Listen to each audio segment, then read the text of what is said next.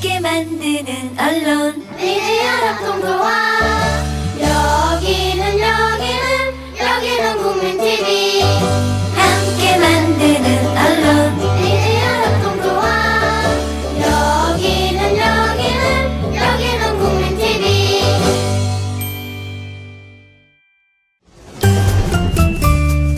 귀로만 듣던 국민TV의 팟캐스트를 이제 보이는 라디오로 시작합니다. 국민TV 광고를 모집합니다. 조합원과 비조합원 여러분, 자신이 속해 있는 기업과 사업체, 그리고 알리고 싶은 모든 것들 다 좋습니다. 광고를 원하시는 분은 신청해주세요. 홈페이지 kukmin.tv, 국민.tv 또는 지역번호 02-3144-0933번으로 연락주세요. 여러분의 많은 참여 바랍니다.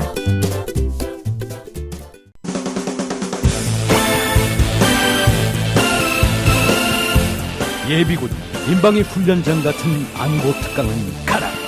여기 진짜 안보 특강이 있다. 김종대, 정욱식의 진짜 안보.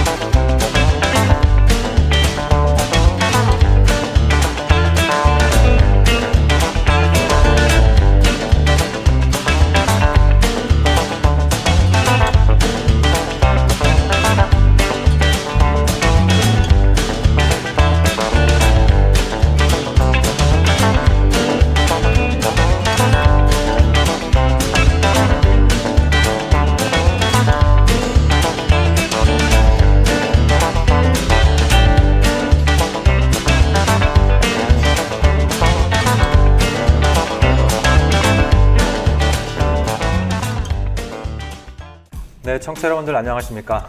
그리고 시청자 여러분들 안녕하십니까? 보이는 라디오 김종대 정욱식의 진짜 안보 제9회 편 시작하도록 하겠습니다. 저는 진행을 맡고 있는 평화네트워크의 정욱식이고요. 네, 안녕하십니까? 네, 전후방 각지에서 고생하시는 국군 장병, 네, 그 가족들은 또 얼마나 고생 많으십니까? 네. 네, 진짜 한번 항상 여러분들 편입니다. 왜 이렇게 또 오늘따라 또 따뜻한 인사말로 또 시작을 하십니까? 좀 따뜻해야지. 책도 팔아먹어야 되겠고. 책 반응 좋죠? 그럼. 네. 네. 우리가 지난주에 그 방송 도입부에서 예. 그 두 사람의 군면제, 음. 예, 한 사람은 뭐 이제 그 질병을 가장한 사실상 뭐 피부가 안 좋아서 군대 안 갔다 오신 분하고 그리고 어떻게 좀 가수 생활을 계속 뭐 유지해 보려고 좀 꼼수를 부렸다가 이제 미국 국적을 회복해가지고 이제 군 면제를 받은 이 두 분의 사연을 좀 설명을 했는데 아주 반응이 뜨거운 것 같아요. 주로 이런 주제를 좋아하시더라고요. 네네. 그 공중파 종편은 뭐 하나 모르겠어요. 이렇게 좋은 주제를 안 다루고. 네. 하여간 죄 중에서 가장 그 중한 죄는 괘씸죄입니다. 네. 예, 다른 죄 필요 없어요. 한국 네. 사회에서는 괘씸죄가 네. 이게 최고라고. 네. 어쨌든지간에 이렇게 미꾸라지맨키로 살살 빠져나가면서 온갖 질병을 핑계대 가지고 어떤 남들보다 빠른 출세길을 찾아간 용의주도하신 네. 한국의 이 기득권자들께서는 네. 이제는 좀 언론이나 국민들 시선이 무서운 줄 좀 알으셔야 되겠습니다. 네. 그 저번에 그걸 조금 깨우쳐드린 거예요. 네, 약간 네. 깨우쳐드린 거죠. 그러니까 뭐 요지는 뭐 황교안은 되고 왜 유승준은 안 되느냐 뭐 이런 쪽의 요지였습니다만 그게 뭐 유승준을 봐주자 이런 취지가 아니라 어떻게 보면 이제 고위 공직자 사실 총리면 뭐 이제 그 1인 이상 뭐 100인 지하에 있는 자리 굉장히 이제 우리나라 이제 국정 2인자라고 할 수 있는 이 분이 그렇게 좀 상식적으로 납득할 수 없는 이유로 군면제를 받았는데 총리 후보로 이렇게 지명되고 이런 부분들에 대해서 사회적인 공론화가 많이 약한 것 같아요. 약하죠. 이분들은 꼭 군대 안 갈 만큼만 아프거든요. 네. 예, 그 이상 아프면 안 돼. 이게 돈이 되고 출세가 되고 권력이 될 만큼 아파야지. 네. 그 이상 아프면 안 된다. 그러니까 항상 그 우리나라 기득권층의 그 질병이라는 건 제가 가만히 보니까 소형화, 경량화, 다종화 대신 질병이다. 어디서 많이 들어본 표현인데요. 예. 그러니까 북한이 핵을 개발했어요. 네. 그렇듯이 우리나라는 질병을 개발했는데 그 질병은 돈 되고 권력 되고 출세하는 질병인데 네. 그러다 보니까 북한이 핵을 개발하는 건 못지않게 우리나라 사회 지도층은 이 질병을 개발해 오신 분들이거든. 네. 병을 알아도 그렇게 알아야지. 네. 미련한 서민들만 죽을 병에 걸려가지고 네. 개고생해요. 네. 그러나 기득권층은 그렇게 병을 안 알아요. 그러니까 딱 군대에 안 갈 만큼만 아프고 면제 딱 받으면은 바로 또 이제 정상으로 돌아오고. 네. 예, 정말 그 신의 경지에 올라서 그런 신출. 분들이세요. 그래서 신의 아들이라고 하는 네, 거예요. 네. 다른 게 아니라 군대 간 사람들은 네. 어둠의 자식들. 네. 또 저기 군대 면제 받은 사람은 신의 아들. 네. 그 중간 있다고 중간. 한 뭐 보충력이나 저 병력 특례자들. 네. 이건 장군의 아들이죠. 장군의 아들? 장군의 아들. 네. 그런데 저는 방위원들 그러면 누구의 아들? 장군의 아들이죠. 장군의 아들입니다. 장군의 아들인데 네. 결국 장군의 아들, 신의 아들, 어둠의 자식들이란 명칭의 공통점이 뭐냐? 네. 다 소설의 제목이다. 그렇죠. 예. 네. 이런 거죠. 네. 그러니까 우리 인생 다 소설이야. 따지고 보면 네. 어떤 소설의 주인공이 되느냐가 문제죠. 아니 제가 이제 어제 밤에 우리 김종대 편집장님 명저 위기의 장군들을 좀 읽다가 잠들었습니다만 이건 정말 소설책을 읽는 느낌인데 이게 다 하나하나가 다 논픽션인 거죠. 논픽션이죠. 아니 내가 그럼 들었으니 직접 취재했으니 하지 내가 그럼 네. 무슨 내가 소설가요? 네. 가끔 근데 물론 정말 소설도 소설 써요. 이상 소설을 뺨치는 그런 아주 드라마틱한 내용들이 많이 있더라고요. 그래서 그걸 또 취재한 또 김 편집장님의 이런 또 취재력도 정말 놀라운 거. 또 여기 또 이제 깔땡이 여기까지만 되고. 깔땡이 여기까지만 네. 하고. 그럼 우리가 이제 방송한 지 한 주가 지났습니다만 지난 한 주 동안 가장 인상에 남은 뉴스는 뭐가 있었나요? 지난 주말에도 이어졌죠. 네. 그 샹그릴라에서 열리는 지금 싱가포르에서, 안보대화. 네. 예. 이게 샹그릴라 안보대화라고 하는 건데 네. 그거 샹그릴라는 별게 아니야. 그 안보대화가 열리는 게 샹그릴라 호텔이야. 그러니까 원래 샹그릴라가 네. 그 티벳 말입니다. 티베트. 아, 티베트 티베트 말인데 말이야? 이게 좋은 뭐 말 이제 아니에요? 지상 낙원, 미지의 낙원 이런 어떤 개념이고 그래서 이제 샹그릴라 안보대화의 기본적인 취지도 그 아시아 안보라고 하는 굉장히 딱딱하고 어려운 주제를 사람들이 모여서 대화를 나누다 보면 그러면 뭔가 이제 안보 문제도 풀 수 있지 않겠느냐. 그거 좋은 거네. 그렇죠. 그거 좋은 거예요. 예. 근데 뭐 안보 문제를 푸는 것하고 거의 뭐 말싸움, 말의 전쟁에 다름없는 그런 장이 되고 있는 것 같아요. 아니 그런데 그 말의 전쟁을 통해 가지고 상대방을 더 알게 되는 거라든가 또 진위를 파악하게 되는 거. 네. 이런 갈등은 난 해도 좋다고 봐요. 일단 테이블에 모이지 않습니까? 그렇죠. 네. 예, 그 자체가 중요한 거죠. 네. 그런데 모여서 그 아름답고 거룩한 대화를 좀 하셔야 되는데 네. 한국이 개무시당하는 대화만 골라서 했단 말이에요. 이번에도 무시를 이번에 무시당했죠. 누구한테요? 우선 우리 국방장관이 참석했어요. 한민구 장관? 한민구 네. 국방장관. 그런데 우리 한민구 국방장관은 친일파가 득세하는 국방에서 네. 최초의 한말 의병장 손자 출신 아니야, 그죠? 네, 그렇죠. 그다음에 그 할아버지 손봉수 의병장은 3.1 만세 운동을 또 주도하신 분이라고. 네. 그 손병희계로 알려져 있습니다. 네. 그런데 이제 4년 만에 이번에 샹그릴라에서 한일 국방장관 회의가 열렸단 말이에요. 네. 기대되는 게 커요. 네. 독립정신 의병장 출신의 손자와. 네네. 요즘 한참 우경화로 치닫고 있고 과거사의 만행을 부인하고 있는 정권의 국방장관이 만나서 그럼 두 분이 만나서 어떤 대화를 나눈 건가요? 이제 언론에 보도된 바에 의하면 집단적 자위권 얘기가 나왔다는 건데. 네. 그런데 네. 지금 일본이 한국의 반발을 무마하는 것은 뭡니까? 이 한국의 영토나 영해에 일본 자위대를 출동시킬 때 한국의 동의를 반드시 전제로 하겠다는 얘기 아니겠어요? 네, 그것도 뭐 반드시라는 것보다는 존중하겠다. 존중하겠다. 한국 입장을 존중하겠다 이 정도인 거죠. 아니 그런데 그거는 어떤 양국 간의 우호 협력 관계를 보면은 일방적으로 들어온다는 거는 한일 관계 기본을 다 부정하는 거기 때문에 저는 어느 정도는 있을 거라고 봅니다. 실무적인 절차도 있을 거라고 봅니다만 그런데 이번에는 그것이 문제된 것이 아니고 일본 자위대가 북한을 공격할 때 북한을 공격할 때 이때 한국 정부가 개입할 수 있는 거냐 없는 거냐가 문제가 됐어요. 만일에 어떤 미국이 북한을 공격한다고 가정하면은 한국이 개입할 수 있는 그 경로라는 건 뭐냐면은 한미 연합방위 체제, 공동의 작전 계획, 또 연합지휘 체계라는 거 이 자체로 인해서 우리는 미국에 개입할 수 있겠죠. 사실 한반도 전쟁 계획의 기본이라고 할 수 있는 작전계획 5027은 연합사가 주도가 돼서 했지만은 한국군의 역할이 있고 또 통일 과정에서 네. 그 한국군 주도의 그 통일을 구현한다는 기본 정신이 어느 정도 반영이 돼 있습니다, 사실은. 네. 그 외에 우발 계획이 좀 문제가 되는데 네. 작전계획 5029 같은 네. 북한 급변 급변사태 사태 대비 발생. 계획 네. 같은 다른 작전 계획에는 이 정신이 다소 퇴색이 되고 네. 미국이 주로 주도하는 걸로 돼 있단 말이죠. 네. 그럼에도 불구하고 한미 연합 계획이라는 데는 변함이 없습니다. 이것은 우리 주권을 어느 정도는 좀 개입하거나 관찰할 수 있다. 즉 북한 지역에 대해서도 네. 이런 부분이 이제 한미 군사 외교의 지난 수십 년간의 과제였고 또 그건 지금도 어느 정도 이루어진 측면도 있고 이루어야 될 과제도 있는 겁니다. 네. 그런데 이번에 일본 자위대가 그 북한을 예컨대 뭐 영변이나 평양을 일본 자위대가 폭격한다. 네. 그럼 한국 정부 역할이 뭐냐? 이 부분에 대한 의제를 우리 측에서 제기한 걸로 돼 있고 네. 일본은 여기에 대해서 아무런 답변을 하지 않은 채 나중에 한번 생각해 보겠다고 퉁치고 넘어갔다 이 네. 얘기입니다. 네. 이 얘기는 말이죠. 한국의 어떤 그 주권이 북한 지역에는 관찰 안 된다는 걸 일본은 아예 모든 논의의 출발점으로 삼은 건데 네.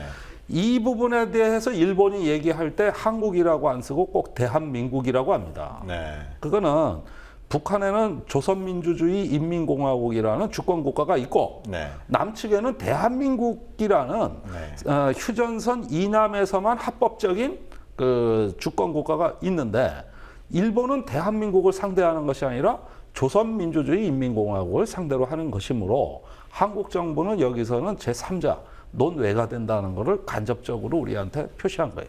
그러니까 여기서도 이제 이 북한이란 존재가 네. 한국의 법 체계 또 국제법적 체계에서 얼마나 이중적인지를 보여주는 거죠. 네. 그러니까 대한민국 헌법에 따르면 대한민국의 영토는 한반도와 그 부속 도서로 되어 있는데 일본 뭐 예를 들어서 뭐 항공 자위대가 북한의 미사일 기지를 공격한다.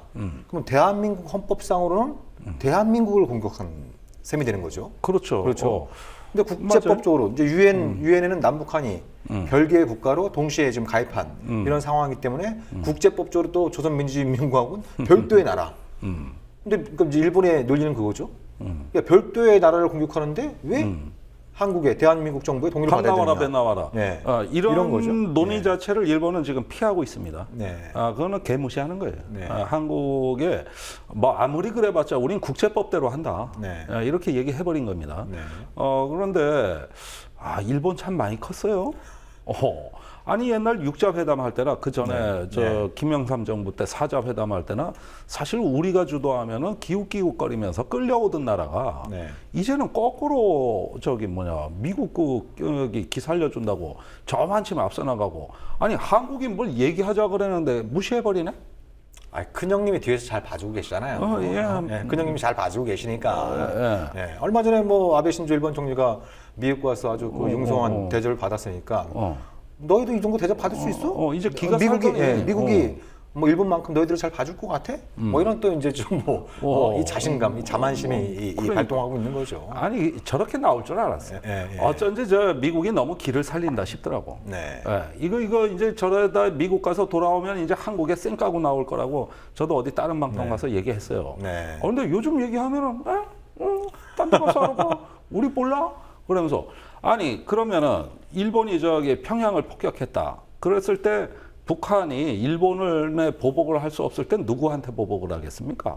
누구한테? 글쎄 모르겠습니다. 같이 옆에 사는 우리가. 네. 어? 그러니까 아니, 일본의 그러면- 논리는 이제 그런 거죠. 기본적인 뭐 평양 폭격하고 이런 부분들은 뭐 사실 뭐 이제 극단적인 그 상황이고 극단적인 가정일 수 있는 거고 일본의 논리는 예를 들어서 그 북한이 미국이나 미군 기지를 공격할 경우에 그 공격을 일본에 대한 공격으로 간주하고 북한의 미사일 기지를 공격할 수 있다. 뭐 이런 쪽의 얘기인데 근데 아마 우리 김종대 편집장께서 잘 아시겠습니다만 그 얘기가 99년 3월 달에 한번 나온 적이 있습니다. 그때는 방위성이 아니라 방위청이었죠. 일본 방위청. 방위청장이 그 북한 미사일 기지 공격할 수 있다. 우리도 자유적 권리가 있다. 이렇게 얘기하니까 당시 한국의 국방장관이었던 천용택 장관이 한마디로 정리한 적이 있었죠. 경고망동하지 마라. 경거망동하지 마라. 네, 예, 예. 참, 네. 그리고 깽깽 뭐 일본에서 이제 그게 이제 한동안 사라진 적이 있었습니다. 아니 글쎄 말이요. 네. 그 어느 날 요즘 자고 일어나 보니까 네. 이제 동맹의 서열 구조가 이렇게 되더라고. 미국이 1등 국가, 일본이 2등 국가, 네. 한국은 3등 국가. 네. 그러니까 한국은 자기네보다 못하다고 생각하는 일본이 네. 개무시해도 되는 국가. 네. 북한은 완전히 왕따 국가. 이렇게 해가지고 네. 어떤 학급의 서열이 다 매겨진 거야. 네. 이 서열이 옛날엔 이 순서가 아니었다고. 네. 남북 관계가 잘 되고 육자회담이 열리고 할 때는 일본이 사자회담 하는데 끼어달라고 그냥 지랄 연병해가지고 우리가 두 좌석 준 거예요. 일본하고 러시아하고. 그리고 한반도 정세를 우리가 주도했지. 우리가 언제 일본한테 이런 식으로 휘둘려. 그래서 그때 당시에 일본은 육제되면서 일본이 납치 문제 좀 다뤄주면 안 됩니까? 그러니까 우리가 개소리하지 말라 그랬지. 사정하는 투였죠. 이건 의제가 아니라 그래 버렸죠. 네. 그때 뭐 부시 행정부조차도 일본이 그렇게 막 그 치밀하게 로비를 했는데 일본이 납치 문제에 대한 이런 방법 언급이 없이 북한을 테러 지역에서 해제를 시킨 이런 적도 있었죠. 네. 그래서 일본 내에서 미국한테 배신당했다. 등 뒤에서 총질당했다. 뭐 이런 어떤 또 이제 막 그 분기가 치밀어 올랐던 그런 적이 있었는데 불과 몇 년 사이에 확 바뀌어버렸어요. 확 바뀌었어. 네. 옛날에 그 찌질하던 사람들이 말이야. 네. 이제는 선도부 완장 차고 나왔어. 우리 보고 차려열중시하나 이거? 네. 아니면 우리가 뭔 얘기 좀 하려고 그래 못 들은 척하고? 열받아 이거 살겠어 이거? 그래서 누가 네. 이렇게 만들어놨을까요? 맨날 분쟁해 놓은 동맹의 어떤 위계만 중시하다가 이 모양이 꼴된 거예요. 네. 그러니까 뭐, 그런데 네. 그것만 있었던 게 아니에요. 이번 샹그릴라 대화에서는. 네. 이젠 중국까지 뭐라 그래 우리한테? 그 사드 문제 중국의 총참모부의 부참모장이 이번에 오셨다고. 네. 우리로 얘기하자면 뭐랄까 그 합참 차장 정도 네. 이런 직이라고 봐야 되겠죠.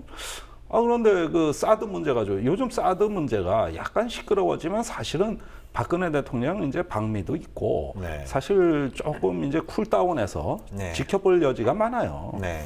지금 미국이나 중국이나 사드가 실제 배치되는 흐름도 없는데 너무 요란스러웠던 네. 측면이 있거든. 네. 그러면은 어떤 당분간 상황을 지켜보면 충분할 거를 네. 요전에 존 캐리 미 국무장관이 한국 와서 떠들었다고 이번에는 또 장관한테 중국의 부참모장이 네. 사드는 뭐 진짜 이거 곤란한 무기라고 아예 노골적으로 얘기해버렸단 말이에요. 네. 그럼 뭐야 우리가 아직까지 배치한다는 얘기는 없는데 네.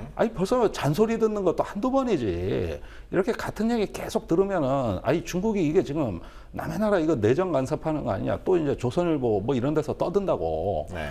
그런 빌미는 왜 주고 이 사람들 남의 얘기에 대해서 아무려면 사드가 배치되고 하면은 중국하고 협의를 하지 않겠어요? 어떤 고공 라인에서나 뭐 한다가 그런 부분에 대해서 우리 걱정되니 그런 게 있으면 앞으로 협의 좀 하자 이러면 됐지. 뭘 된다 안 된다 하고 또 그냥 막 잔소리를 해야 되는 거야 잔소리를. 그러니까 지난 며칠 동안 이제 미국 쪽에서 강하게 발제가 나왔던 거죠. 존 케리가 한마디 하니까 국무부 차관모도 한마디 하고 또 합참차장도 한마디 하고 뭐 이러면서 이제 중국도 이번에 그래?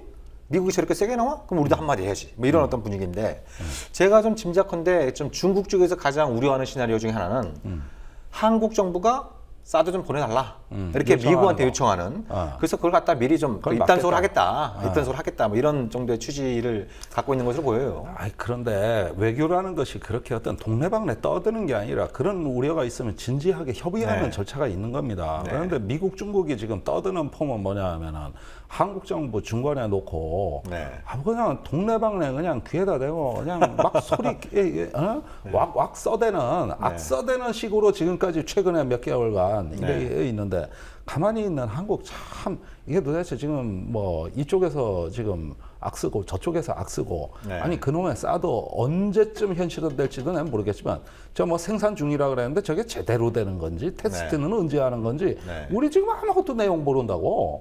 몰라로. 그런데 왜 악을 쓰고 지랄들이냐고. 왜 이게 다 한국을 개무시하는 거란 말입니다. 이게 안보의 당사자가 누굽니까 한반도에서. 그러니까 주변국들이 지금 한국을 다 무시하고 있는. 다 무시해요. 다 무시.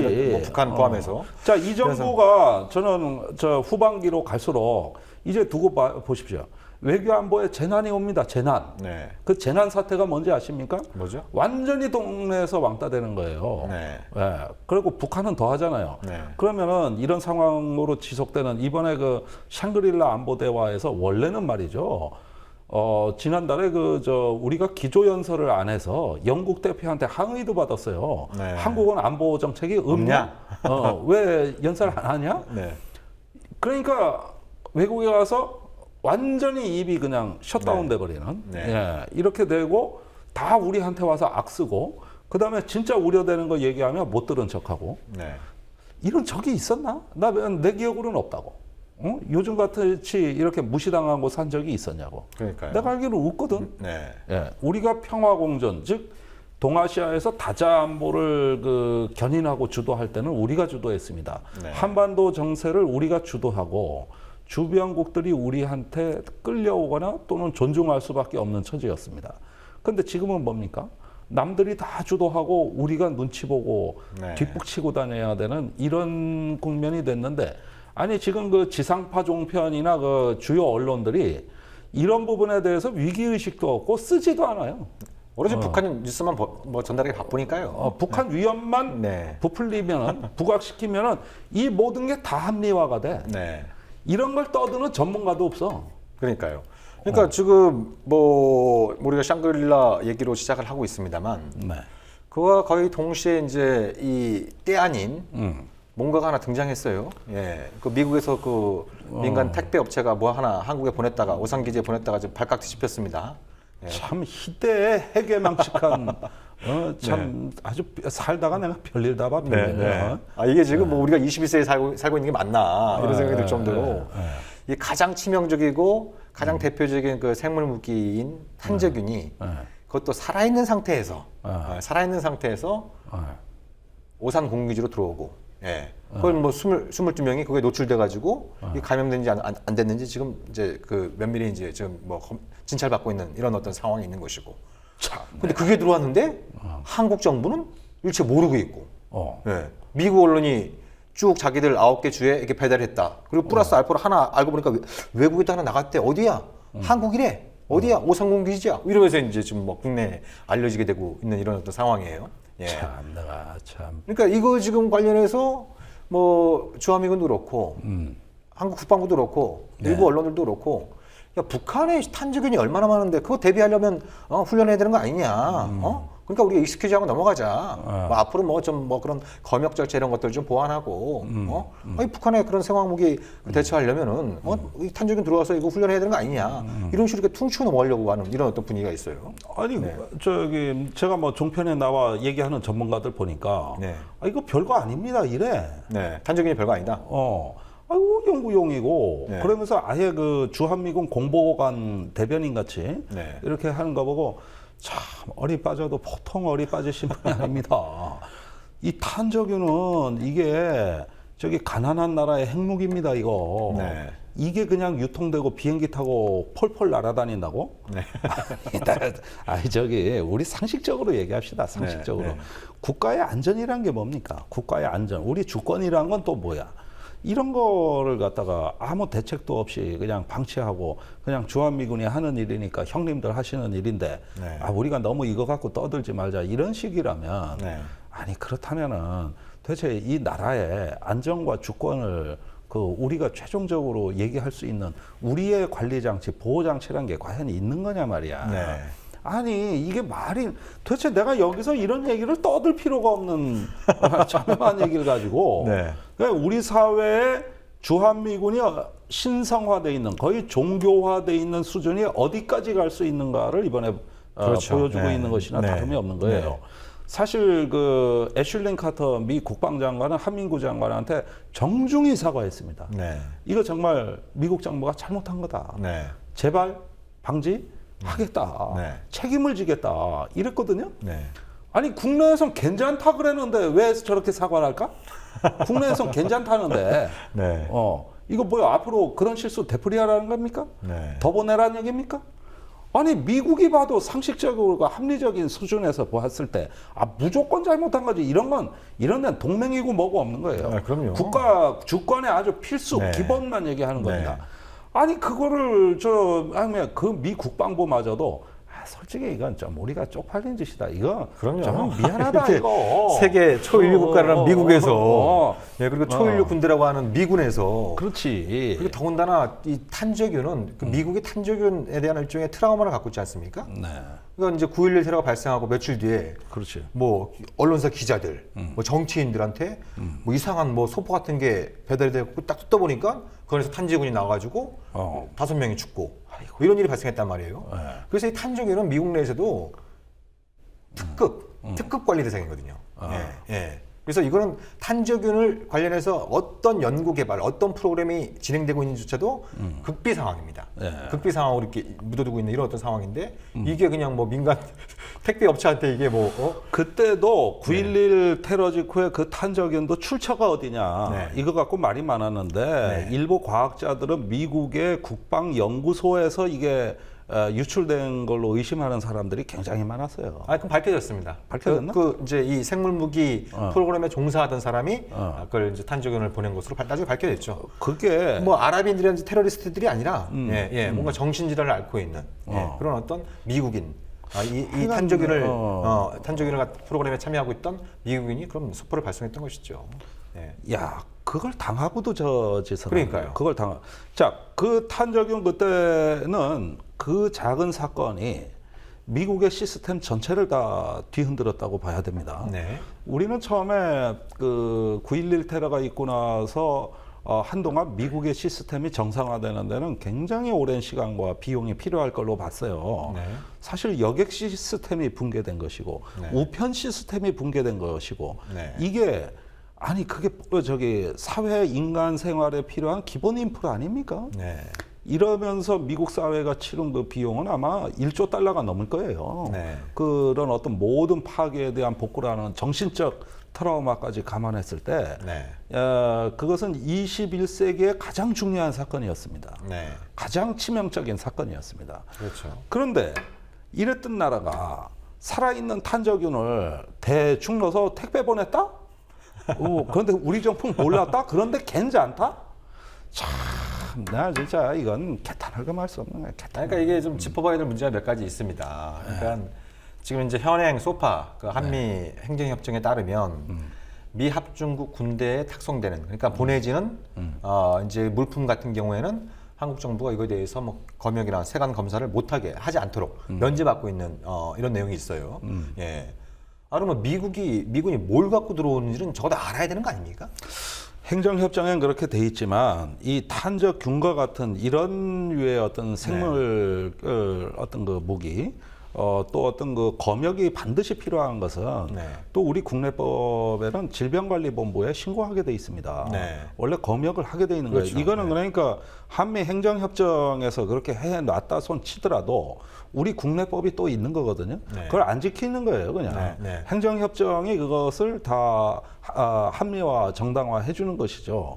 그러나 이런 어떤 그 물질에 대해서는 어떤 법무부 출입국 심사 위반이고 또 질병관리본부의 신고 태만이고 이래서 국내법에 사실은 여러 개 저촉되는 겁니다, 이게. 이거 중요 범죄예요, 이게. 들어오는지 알아야 질병관리본부가 나가서 하든지 뭐 세관이 나가서 하든지 했는데 들어온지조차도 모르고 있었으니까 아예 그냥 뭐 속수무책 이런 상황인 거죠. 그리고 더 중요한 문제는 그러니까 미국이 이제 9.11 테러 이후에 탄저균 그 공포에 한번 미국 본토를 갖다 한번 강타한 다음에 그때 부시 행정부가 그때 이제 바로 그 직후에 BWC 화학무기 금지협약 국제회의가 있었거든요.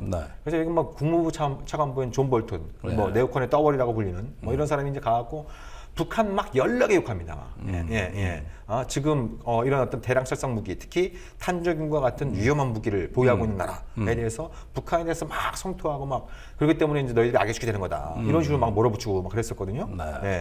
근데 여기서 이제 제기되는 문제가 몇 가지가 있는데 일단 뭐 북한이 탄저균을 어느 정도 무기화했는지는 여전히 베일 속에 가려져 있는 것이죠. 여기서 뭐 작년에 이제 그 무인기 파동 일어났을 때 북한이 무인기에다가 그 탄저균을 갖다가 뭐 10km만 서울 상공에 뿌려도 수십만 명이 죽고 막 이런 얘기들이 막 종편에 또 뭐 무지하게 많이 나오지 않았습니까? 근데 실제로 무기화했는지는 뭐 아직 우리가 알 수 없는 그 부분에 있는 것이고. 근데 지금 미국의 행태와 관련해서 이제 뭐 우리가 지적해야 될 것이 몇 가지가 있는 것이죠.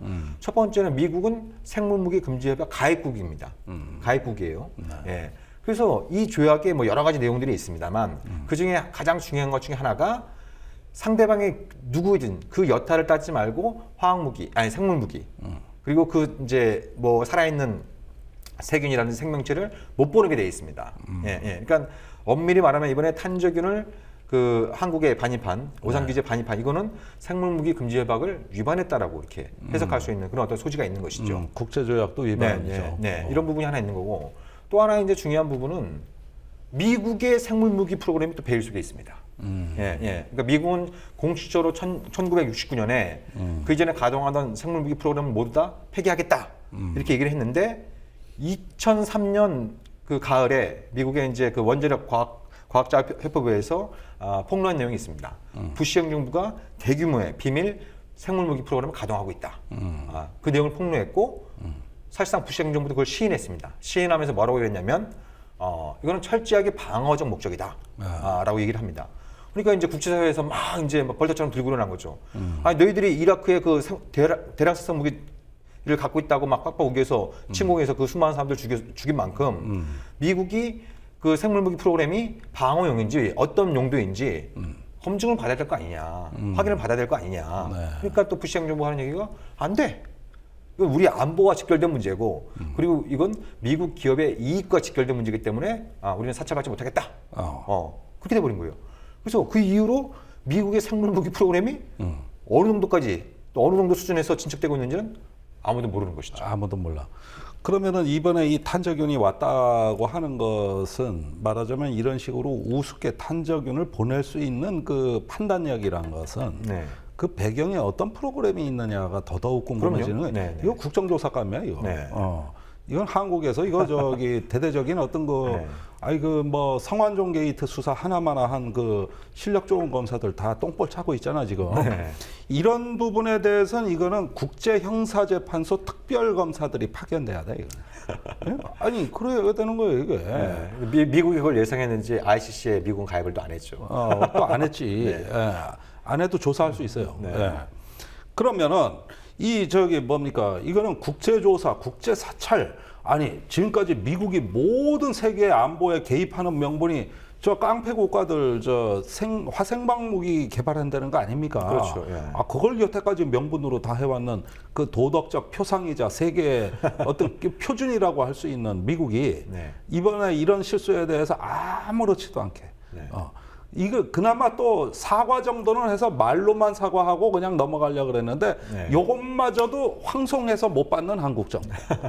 네. 우리가 괜찮다는데 뭐 굳이 사과까지 뭐 하시고 그럽니까? 이런 분위기인 거죠. 그러니까 그런 분들은 탄저균 한 숟갈 떠서 한번 먹어봐야 돼. 아이고, 예, 예. 저기 뭐, 뭐냐. 이거 쫓으니까 우리 정치자분들 이해해 주시고. 네.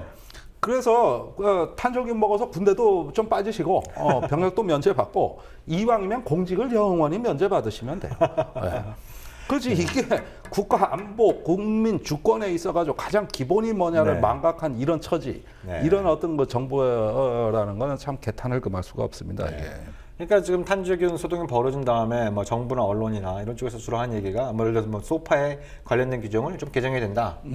내지는 뭐 그게 없더라도 뭐 하위 규정으로 미국에서 이제 그런 물질이 들어올 때 한국이 좀 사전에 통보도 받고 필요하면 이제 검역도 좀 하고 뭐 이런 얘기들이 나오고 있습니다만 저는 그것만으로는 안 된다. 아까 말씀드린 것처럼 이건 국제조약의 국제조약을 위반할 소지가 굉장히 다분하고 또 이런 것들 자체가 북한한테 빌미를 주는 거 아니겠습니까? 그렇죠. 예? 네.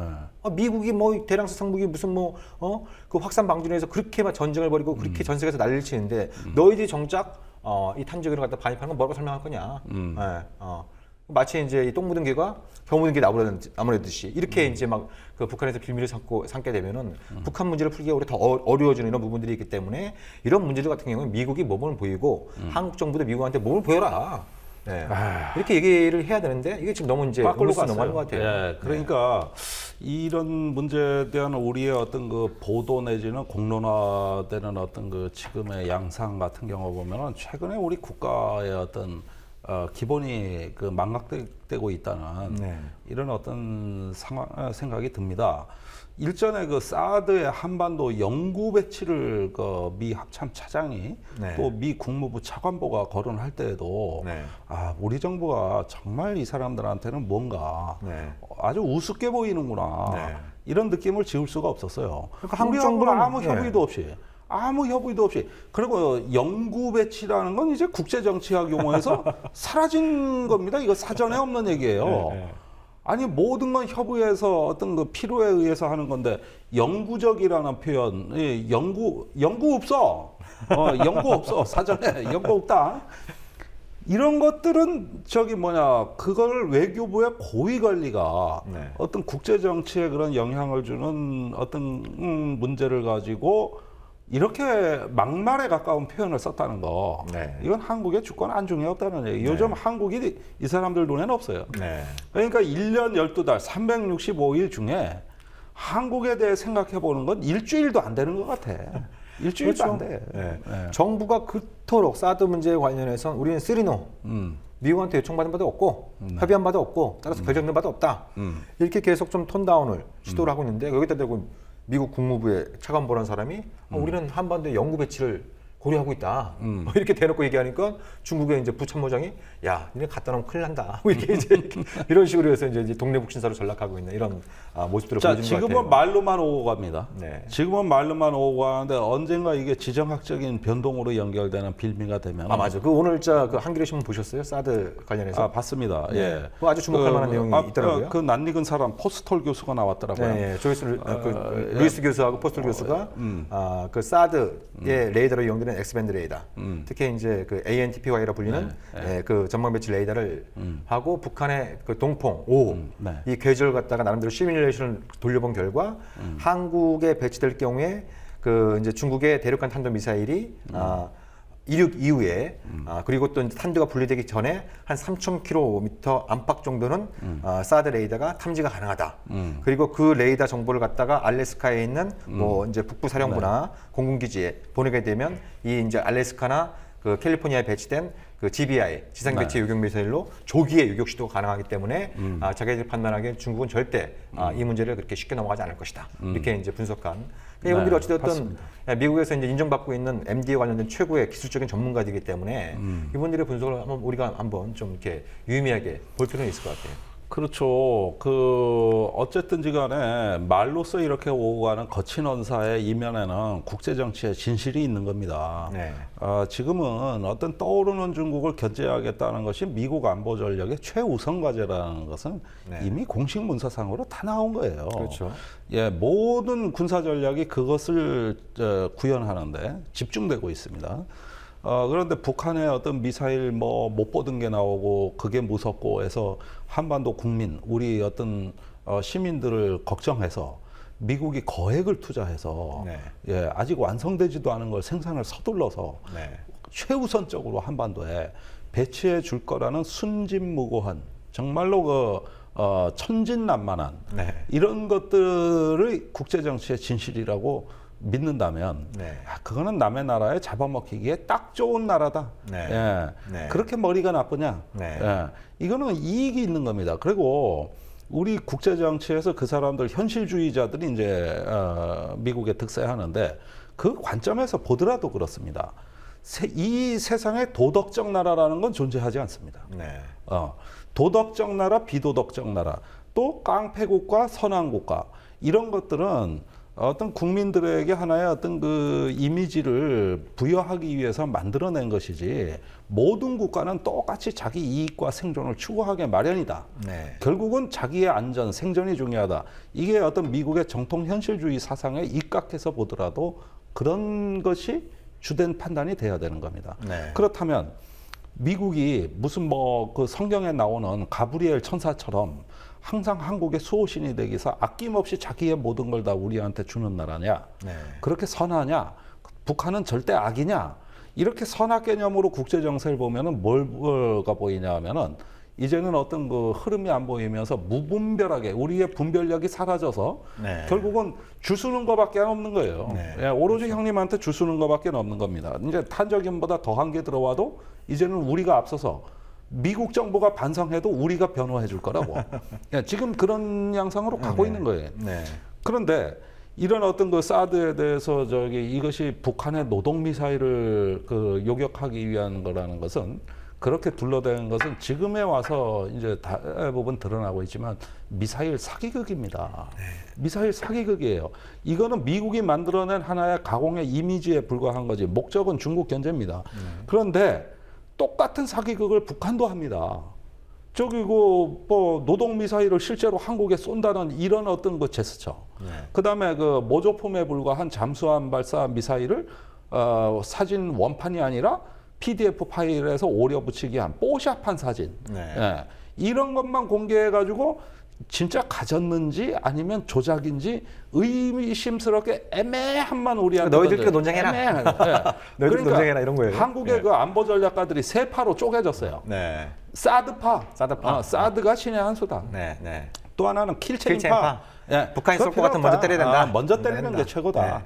세 번째는 핵무장파. 핵무장파. 사드고 킬체인이고 다 사고 대책이다. 핵 대는 핵. 핵은 핵에는 핵이다. 핵밖에 억지력이 네. 없다. 이래서 사드파, 핵무장파, 킬체인파로 국내 네. 안보 전략가들을 셋으로 딱 쪼개놨어요. 네. 이건 북한이 의도한 겁니다. 네. 그러니까 애매함으로 조작 같기도 하고 진짜 같기도 한 미사일을 보여줌으로써 여론이 분열되지 않습니까? 네. 예. 그러면서 이건 북한은 그로 인해 가지고 남한 내에서 벌어지는 자중질환에서 전략적 이점을 얻는 겁니다. 그렇죠. 예. 그러면 이게 뭡니까? 이런 식의 애매함으로 오고 가는 이런 거. 말하자면은 뽀샵 전쟁, 뽀샵 전쟁, 영상 편집 기술 전쟁이에요. 네. 그러니까 진짜 무기가 있고 없고는 나중 문제야. 네. 일단 상대방한테 심리적 충격, 공포를 줘야 돼. 네. 이런 식으로 해가지고 서로 치고받고 하면서 뿌려대는 가짜 사진들과 네. 가짜 동영상 그거 보십시오. 그 동영상 화질을 봐, 화질 잠수함에서 나오는 네, 미사일. 네, 네. 그러니까 얼마 전에 잠수함은 북한에서 보이지도 않고. 그러니까 북한이 그런 어떤 일종의 영상 정치가 굉장히 흥미로워요. 영상 정치. 예, 예. 그러니까 그 SLBM 그 사출 시험했을 때는 그렇죠. 여러 가지 사진을 이렇게 내보냈는데 그 앞에서 뭐 김정은이 뭐 박장대소하면서 말이야. 그 뒤에서 뭐가 하나 이렇게 딱 올라오고 있는데 저게 수면 위에서 저렇게 분사되는 게 이게 맞는 건가? 이런 의문을 불러일으키기도 하고. 그리고 2,000톤급의 그 잠수함에서 쌌다 그러는데 2,000톤급 잠수함에 SLBM 장착이나 할 수 있을까? 그러니까 뭐 이제 외국에 있는 전문가들은 저 잠수함에 쏜 게 아니라 바지선에서 쏜 거다. 뭐 이런 이제 분석을 내놓기도 그러면서 하고. 바지선은 싹 네. 지우고 그거를 네. 다시 네. 수면으로 합성을 해서 네. 이렇게 아주 만드는데 네. 이 합성한 증거가 보이면 안 되잖아요. 그렇죠. 그러니까 원판 사진을 못 내놓고 네. 뽀샵한 사진만 네, 내놓는 네, 것이야. 네. 이렇게 하면은 이게 사진 원판을 못 봤기 때문에 네. 함부로 얘기를 못 헷갈리는 한다가 헷갈리는 거. 그 뒤에 공개한 동영상, 네. 잠수함에서 미사일 발사되는 그 동영상 역시 우선 잠수함에서 뚜껑 여는 것부터 보여줘야 되는데 네. 어느 정도 올라와 기포가 뽀글뽀글하는 장면부터 나와버리니 네. 이게 어디서 튀어나온 건지 이게. 잠수함인지 바지선인지. 바지선인지 아니면 손으로 밀어 올린 거지. 그 다음에 올라와 가지고 하는 건 전혀 다른 화면인데 네. 공기 중으로 나와 가지고 뭐 이렇게 그 점화가 돼서 올라가는데 저건 또 왜 보여주냐면 거기에 저번에 보여준 사진에 의혹이 있다 그러니까 이번엔 진짜를 내놨는데 네. 이게 불이 붙어 올라갈 때 그 명암이 달라지고 자세 제어가 부자연스러워요. 네. 그러면 우리가 보기에는 조작의 냄새가 짙어요. 네. 그런데 이걸 또 애매하게 화질 처리한 거예요. 그러니까 뽀샵 전쟁. 동영상 원본을 공개한 게 아니라 해상도를 확 낮춰가지고 확 낮춰서.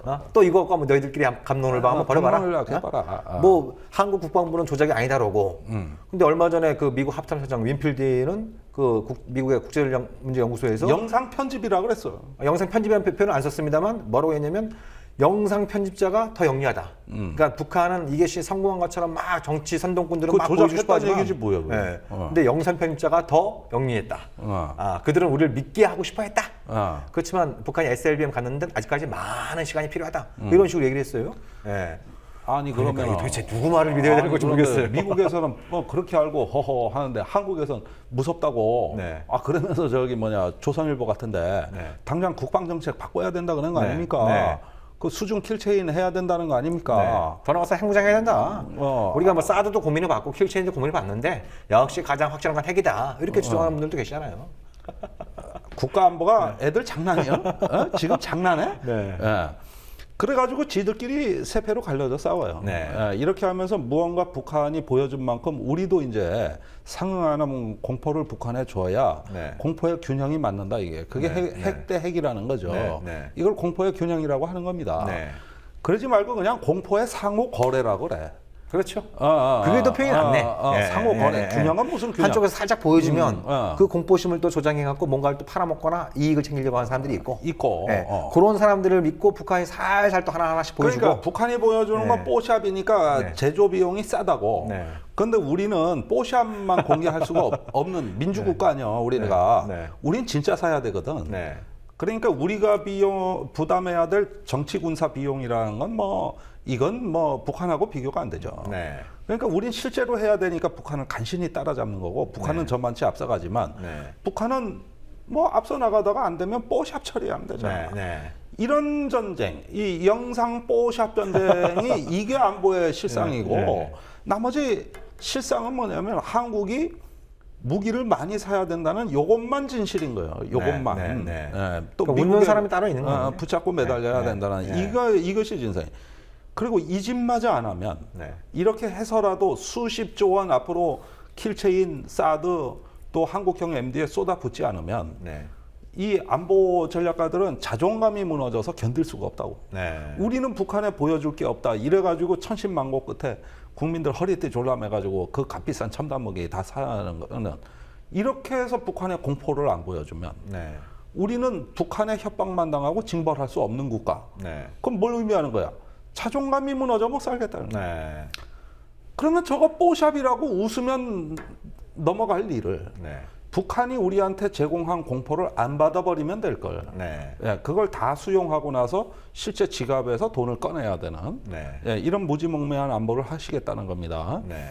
그래서 지난 1년 가까이 작년 3월부터 지금까지 있었던 이 한반도의 그 가상 그 영상 전쟁이라는 거, 네. 예, 이런 것들에 대해서는 한마디로 말해서 더 이상 미사일 사기극 벌리지 마라. 네. 예. 그러니까 이쪽에서 더 난리를 치면 웃는 사람이 따로 있는 거죠. 네. 주로 웃는 사람이 평양에도 있고, 그다음에 미국에도 있고, 미국은 주로 이제 군산복합체. 네. 네? 아, 남쪽에서 얼마나 좋습니까? 뭐 북에서 뭐 하나 보여줄 때마다 새로운 수요가 팡팡 창출되니까 뭐 이제 표정 관리하느라고 힘든 거죠. 표정 관리하라고. 그러니까 북한의 힘들어요. 주석궁에 있는 사람도 자기가 나가서 한번 보여주면 남쪽에서 막 뭐 자기가 미처 생각하지 못한 것까지 다 친절하게 다 해설해주면서 그렇지. 일로 몰려갔다 저로 몰려갔다 하니까 이 허점들이 뻥뻥뻥 보이는 거 아니겠습니까? 아이 그렇죠. 예, 이게 지금 대한민국 안보의 현지소인 것 같아요. 그러니까 이거는 일종의 그런 것 같아요. 아니 그러면 북한에서 이렇게 공포심을 조장하면 거기에 말려드는 게 거기에 대해서 우리도 같이 두려워하는 게 이게 안보에 이로운 겁니까? 아니면 저게 뽀삽 처리했는지 한번 포토샵 전문가한테 전화라도 한 통해서 뭐 어때? 물어보고 좀 이렇게 의연하게 대처하게 만든 거예요. 우리 박근혜 대통령께서는 외국 나가셨다가 돌아오셔가지고 벌어오라는 돈은 안 벌어오고 바이러스만 잔뜩 가져오셨잖아. 그래서 소형화, 경량화, 다종화된 병을 앓으셨잖아요, 그죠? 예, 그래서 그 저 인후염, 복통, 두통 네. 이렇게 이제 지나갔다는 거 아닙니까? 절대 안정한다고 한 보름 가까이 그냥 누워만 있었어요. 근데 지지율이 올라가대요? 누워서 일어나 보니 카카 지지율 8% 오르셨습니다. 그러니까 어머 왜 그랬을까? 난 누워만 있었는데 그리고 야당은 연초부터 쎄 빠지게 고생하고 네. 선거 치르고 나니까 지지율 10% 떨어지고 당은 개판되고. 그러니까 박근혜 대통령이 일종의 그 노자가 말하는 무위의 정치를 보여주신 거네요. 그렇지. 아무것도 안 하고 있으니까 초월한 지지율 거야. 올라가는. 예. 이거는 저기 현실 정치의 경지가 아니야. 예. 이거는 누워서 이렇게 어떤 표정 하나만 갖고도 국가를 통치하실 수 있는 그 정도의 그 병상 정치의 신묘한 경지라고 하는 것은 이건 현실의 영역이 아니라 네. 이거는 어떤 그 초월적인 네. 수준이라고 이게. 네. 그러니까 일어나 가지고 봤는데 그때 북한이 잠수함 발사 미사일을 탁 발사했다는 네. 뽀샵 영상이 등장한 겁니다. 네. 그러니까 다른 건 다 제껴놓고 다른 업무 하나도 안 하고 안보관계 장관 회의는 왕성하게 개최를 하셔. 이땐 병자 같지가 않아. 네. 예. 이래서 국가 안보에 또 위신 세우고. 네. 그다음에 없는 사이에 뭐라? 국회가 공무원 연금하고 국민연금을 뭐 맞받아 먹기 거래해버렸다? 나 못해. 이러면서 그냥 국회가 하는 그 사회적 대타협 기구에서 한 그 결정은 니들끼리 해 하고 네, 네. 하루아침에 한마디로 깨버린 거예요. 네. 깨버리고 그러니까 누워있고 일어나서 깨버리고 그 다음에 안보 가져와. 이럴 때 그 안보관계 장관 회의는 북한의 잠수함 발사 미사일이 진실이라는 걸 전제로 전제로 하는 거죠. 해서 열린 회의입니다. 네. 미국에선 그때 분석이 되고 있었는데 가짜에 가깝다는 네.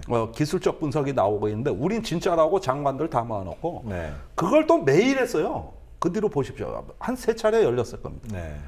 그러면은 아니 뽀샵 사진 하나에 매일 대책회의를 그 바쁜 장관들 앉아놓고 하면 네. 그러다가 뭐 대책 세운다고 난리인데 미국이 나중에 아니라 그랬잖아요. 네. 그러면은 그 사이에 국내 그 우리 국정원, 국방과학연구소, 뭐 합참 등등에서 관계부처가 합동 기술 분석 회의를 한번 했느냐? 네. 그거는 나 안 했다고 봐. 그건 뭐 했다는 보도가 없어요. 보도도 없고 네. 분석이 이렇게 됐다는 얘기도 없고 네. 그냥 대책부터 내놓은 거예요. 그러니까 정치적으로 북한이 SLBM을 실험한 게 사실이다 이렇게 결론을 내야 정치로 남는 장사가 되니까 예. 그렇게 서둘러 결론 내는 거죠. 아니 그러니까 북한은 이 사진 정치 몇방으로 한미 동맹에 굉장한 균열을 만들어냈어요. 맞아요. 예. 초기에는 한국 국방부하고 미국 민간 연구소 사이에 이게 조작이냐 아니냐 막 싸우다가 예. 아까 말씀드린 것처럼 미국 합참 차장이 그 웬필드 합참 차장이 미사일 전문가거든요. 그래서 그 합참에서 또 그 미사일 방어체에서 MD를 전담하고 있는 사람입니다. 그 미사일 분야에 상당한 전문가로 알려진 사람인데 이 사람은 하는 얘기가 뭐 대놓고 조작이다 이런 얘기는 안 했지만 그 표현에 다 들어가 있는 거 아니겠습니까? 가짜라고 한 거죠. 그게. 그러니까 지금 이제 미국 합참하고 이제 지금 한국 국방부가 한쪽에서는 조작일 가능성이 높다 보고 한쪽은 조작 아니다. 이러니 동맹이 왜 이래? 북한이 사진 몇 방으로 한미 동맹의 균열을 일으켜냈어요. 그러다가 약간 한국이 안 믿는 쪽으로 갈까봐 이번엔 동영상. 동영상 화질이 아주 떨어지는 거, 아주 떨어지는 거. 네. 아니 그러면은 이런 식으로 저기 뭐랄까 아주 엉터리 그것도 2분 4초 동영상의 끝에 10초도 안 돼. 그 저 미사일 발사 장면. 실제 장면은 10초도 앞에 다 선전 문구예요. 저기 이제 남조선 괴뢰 패당에서 뭐 사드다 킬체인이다 아주 제풀에 날뛰고 있다고. 네. 이러면서 뭐 지들이 만든 쪽박에 지가 못 믿겠다고 날뛴다고 아주 그냥 또 살벌한 언어로 네. 그냥 세가 조지고 나서 뒤에 동영상 보여준다. 네.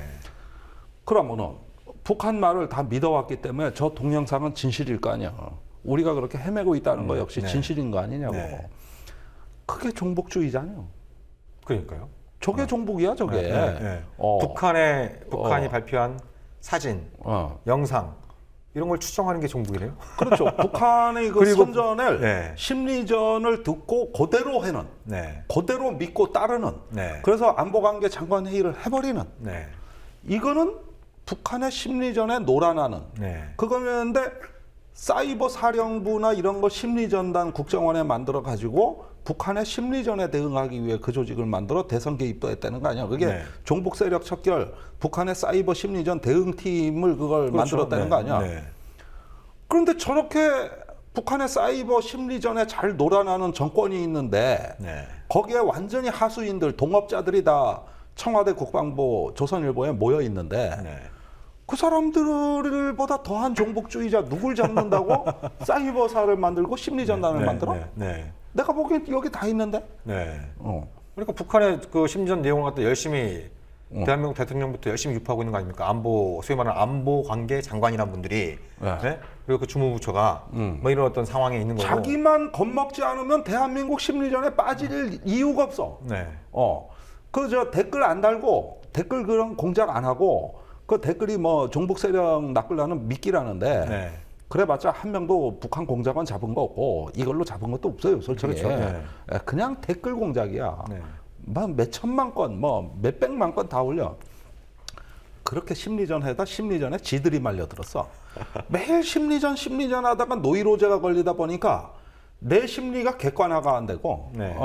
심리 하다가 내가 심리전에 자기 최면으로 걸려버린 사람들이에요. 네. 사실은 북한이 그냥 슬쩍슬쩍 보여주면 이미 최면에 걸려가지고 북한의 거의 꼭두각시처럼 움직이는 뇌회로도에서 북한 중앙조선 TV에 그 방송 그대로 뇌회로도가 작동하는 이러신 분들은 이미 심리전을 하다가 심리전에 당하신 분들이에요. 네. 그런데 뭐하러 저런 걸 만들어? 그러니까요. 자기들이나 심리 치료받으면 됐지. 그러니까 어떤 언론은 막 그 지금 한탄하고 있는 거 아닙니까? 예. 김정은은 공포 정치를 하고 있는데 왜 한국은 정작 한국 국민들은 그거에 대해서 둔감하냐? 예? 이러면서 막 개탄을 하고 있는. 네. 그러면 뭐 김정은이 뭐 보여주면서 너희들 무섭지? 이러면 네 무서워요. 이게 안보를 위한 반응인 건가요? 그러니까 그 도대체 뭘 어쩌자는 건지 좀 종잡을 수가 없더라고요. 참 웃기는 짜장면들이네 그거. 네. 그러니까 우리 안보의 그 가장 큰 자산은 냉철한 이성 아니겠어요? 그렇죠. 네. 네. 아니, 나도 북한 무서운 거 있어. 네. 무서운 건 무서운 거야. 네. 그거 아니라고 말 안 해. 그러나 이렇게 오도방정 떨면서 무슨 뺑덕어멈처럼 동네방네 소리 벅벅 지르고 네. 저기 뭐냐 저 맨날 이렇게 춤추고 장단 맞추는 사람들이라면 저런 종북주의자 심리전에 포로가 된 사람들 때문에 대한민국 안보가 문제는 빠진다는데 문제가 있는 네. 거 아닙니까 이게? 네. 멋진 결론입니다. 네. 네. 북한이 우리가 그렇다고 해서 북한의 위협에 대해서 눈 감자는 것이 아니고 위협의 실체를 정확히 볼 건 보되 예, 북한이 여러 가지 다방면으로 쓰고 있는 심리전 특히 좀 분석을 요하는 건 차분히 해도 늦지 않는다. 늦지 않지. 뭐 분초 단위로 막 우리가 호들갑 떨어줘야 이게 마치 안보를 위한 것처럼 이렇게 여론을 몰아가는 것은 결국 부메랑으로 돌아와서 우리 안보를 위태롭게 하는 그런 결과를 초래할 수 있기 때문에 뭐 북한의 SLBM이다, 뭐 무인기다, 뭐 최근에 또 서해에 또 뭐 스텔스 고속함을 배치하는 이런 부분들에 대해서는 좀 우리가 좀 시간을 가지고 전문가들이 먼저 좀 차분히 좀 분석해주고 그걸 가지고 우리가 정치적인 얘기를 풀어가자 이런 것들이 제대로 분석하면 태반이 가짜예요. 네. 자, 오늘 진짜 안보에서 뭐 샹그릴라 대화에서부터 네. 이 북한의 미사일 정치에 드러나고 있는 이 대한민국의 한탄스러운 현실까지 다양한 내용을 좀 짚어봤습니다. 자, 청취자 여러분들 진짜 안보 오늘 여기서 마치도록 하고요. 다음 주에도 멋진 내용 가지고 여러분들 찾아뵙도록 하겠습니다. 고맙습니다.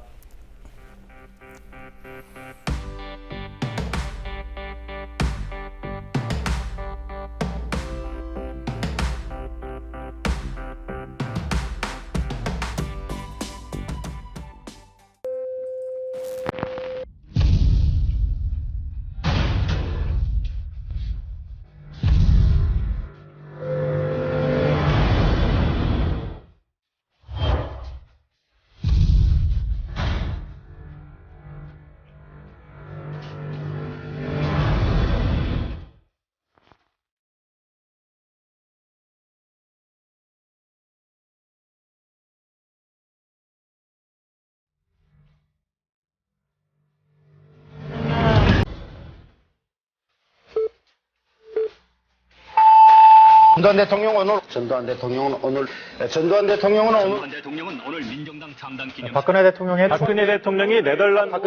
오늘 네덜란드로 떠났습니다.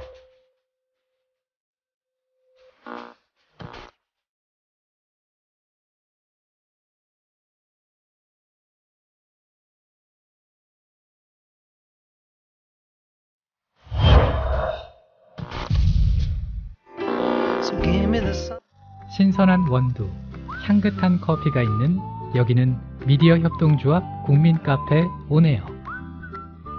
국민 모두 함께하는 공간, 국민TV 그리고 국민카페.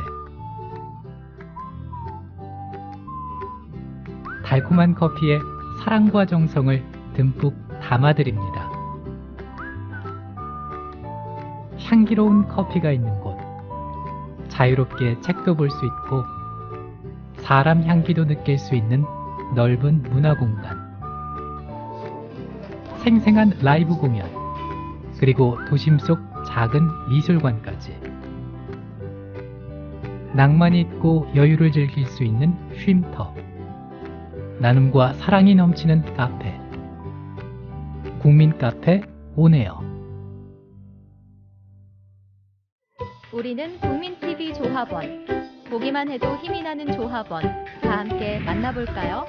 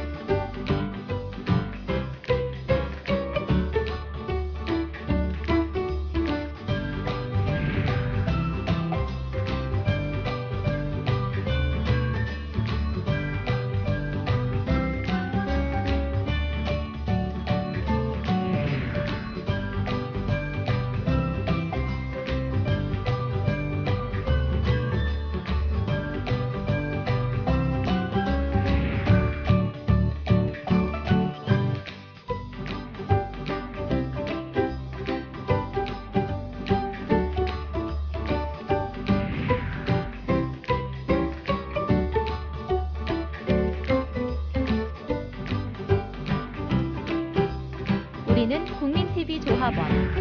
여러분도 주인공이 되어보세요. 국민TV, 국민라디오 그리고 뉴스케이를 응원하시는 분들, 미디어 협동조합 조합원 가입으로 힘을 실어주십시오. 그리고 기존 조합원 분들은 월조합비 납부 신청을 해주시면 감사하겠습니다. 조합원 가입과 월조합비 납부 신청 문의는 홈페이지 국민.tv 또는 서울전화 3144-7737로 연락 주시면 됩니다.